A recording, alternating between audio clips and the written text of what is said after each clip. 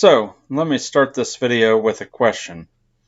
What do a 2013 Honda CR-V and a 1969 Chevy Camaro have in common? I can already hear some of the responses. Not much, right? Well, take a closer look at the front end, specifically on the lower part of the car. The Chevy Camaro has two giant round turn signals under the bumper. This helps you easily spot a 1969 Camaro compared to the 1967 and 1968 Camaro. However, the CR-V does not have a turn signal down there because, like a lot of modern cars, the CR-V's turn signal blends in with the headlight in that one piece. However, look underneath the headlight, you'll see two round fog lights that are basically the same size as the turn signal on the Chevy Camaro. So instead of a turn signal, you have fog lights, but they look pretty similar.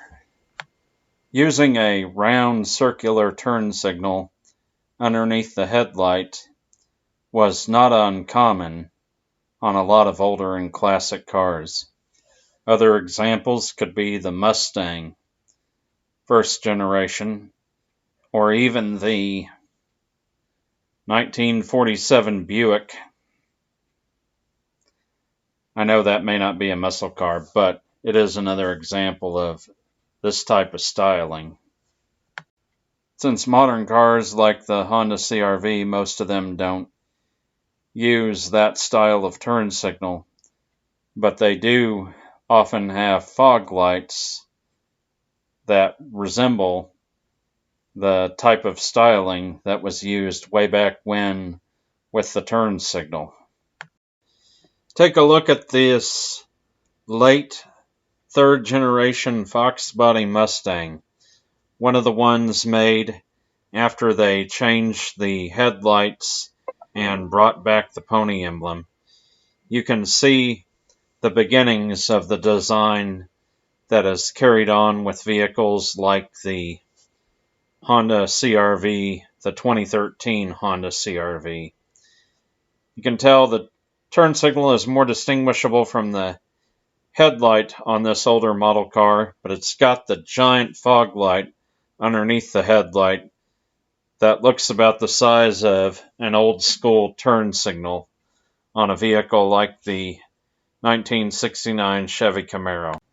Now, I guess if there's a point to all this discussion, I want people to see how older school styling has influenced the design of our modern cars more than we may realize. But let's talk about the 2013 Honda CR-V. It was part of the fourth generation Honda CR-V, which ran from 2012 to 2016 for those model years. So the 2012, 2013, on up to the 2016 Honda CR-Vs all look pretty similar. And I personally believe the fourth generation Honda CR-V was a big improvement design-wise over some of the previous generations and models of Honda CR-Vs. Let's talk about another feature the 2013 Honda CR-V shares with some old GM muscle cars before I wrap up this video. Take a look at the back seat window design used on some cars such as the 1968 to 69 Chevy Chevelle. This same back seat window design was used on a few other cars from that era, such as the Oldsmobile Cutlass. Now, the Honda CR-V doesn't have a backseat window in the same sense that those two-door muscle cars have because it's a four-door. But look at the side window behind the back seat door on the Honda CR-V. Compare this to those type of back seat windows used on those muscle cars, and I think you'll find the angles and the design style are very similar. Coincidence?